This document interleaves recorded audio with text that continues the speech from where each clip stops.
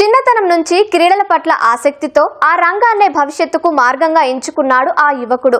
చదువులో రాణిస్తూనే మైదానంలో కఠోర సాధన చేసేవాడు.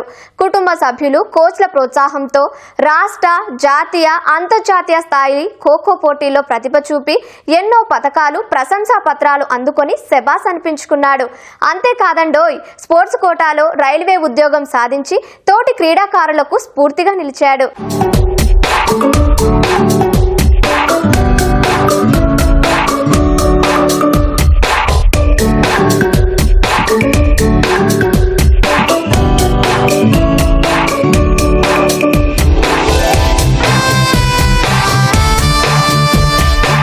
క్రీడలపై అమితమైన మక్కువతో చిన్నతనం నుంచి ఎక్కడ పోటీలు జరిగినా పతకం సాధించాల్సిందే అన్నట్లుగా రాటుతేలాడి యువకుడు.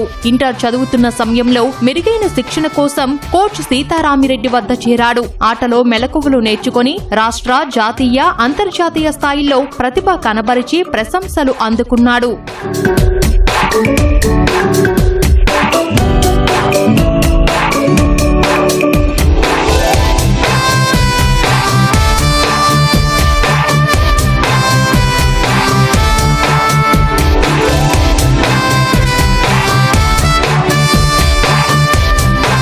మైదానంలో పరుగులు తీస్తున్న ఈ యువకుడి పేరు శివనాగిరెడ్డి.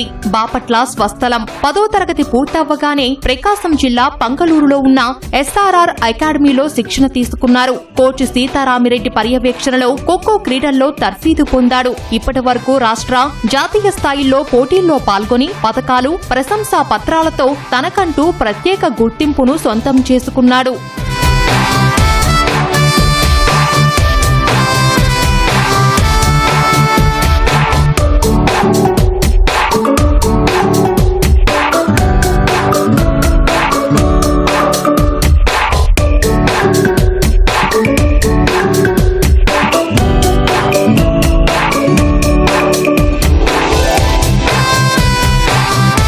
డిగ్రీ చదువుతూనే బ్యాచిలర్ ఆఫ్ ఫిజికల్ ఎడ్యుకేషన్ లో శిక్షణ పొందానని చెబుతున్నాడీ యువకుడు. రాజస్థాన్లో జరిగిన జూనియర్ లెవెల్ పోటీల్లో కాంస్యం, యూనివర్సిటీ స్థాయిల్లో రజతం, గోవాలో జరిగిన జాతీయ స్థాయి పోటీల్లో కాంస్య పతకాలు సాధించాడు శివనాగిరెడ్డి.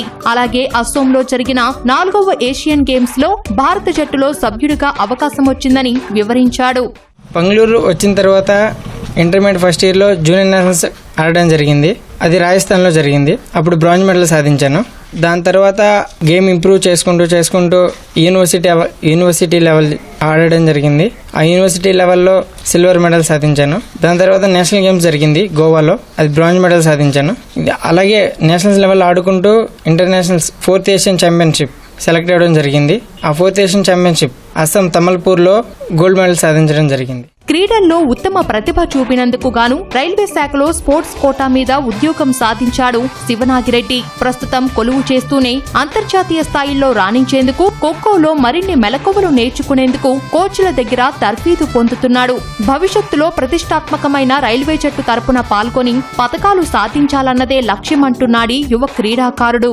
స్పోర్ట్స్ కోటాలోనే జాబ్ రావడం జరిగింది. జాబ్ రావడానికి మెయిన్ కారణం సీతారామరెడ్డి సార్, అంటే ఎస్ఆర్ఆర్ ఖోఖో అకాడమీ. ఆ ఖోఖో అకాడమీలో ప్లేయర్స్ వాళ్ళతో పాటు కలిసి ఆడడం బట్టే నా గేమ్ ఇంప్రూవ్ అయింది. నాకే కాదు, ఇక్కడున్న ప్లేయర్లందరికీ ఒక బ్యాక్ బోన్ లాగా, ఒక పెద్ద సపోర్ట్ లాగా సీతారామరెడ్డి సార్ నిలిచారు.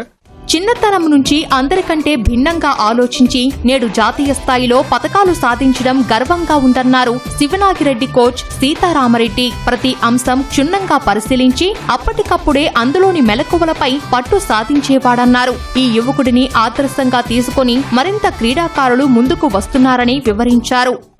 మొదటి నుంచి కూడా చాలా డెడికేషన్ గా మంచి క్రీడాకారుడు.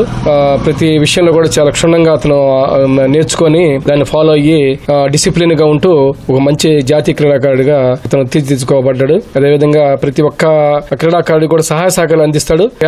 పేద కుటుంబం అయినా చిన్న కుటుంబం అయినా కూడా ప్రతి కుర్రోడికి, ప్రతి ఒక్క క్రీడాకారులకి, తన జూనియర్లకు కూడా ఎంతో సహాయ సహకారాలు అందిస్తూ చాలా మంచి సూచనలు ఇస్తూ తను కూడా కష్టపడుతూ వాళ్ళని కూడా మంచి ఎంకరేజ్మెంట్ చేస్తూ ఉంటాడు. వాళ్ళ పేరెంట్స్ కూడా పూల మొక్కలు అమ్ముతూ వాళ్ళు చిన్న వ్యవసాయ కుటుంబం, వారు కూడా ఎంతో ప్రోత్సాహంతో ఈ కుర్రోడిని ప్రతి ఒక్క ఎక్కడికైనా కూడా మంచి ఇంట్రెస్ట్ తోటి పంపించి మంచి అవకాశాలు కల్పించారు.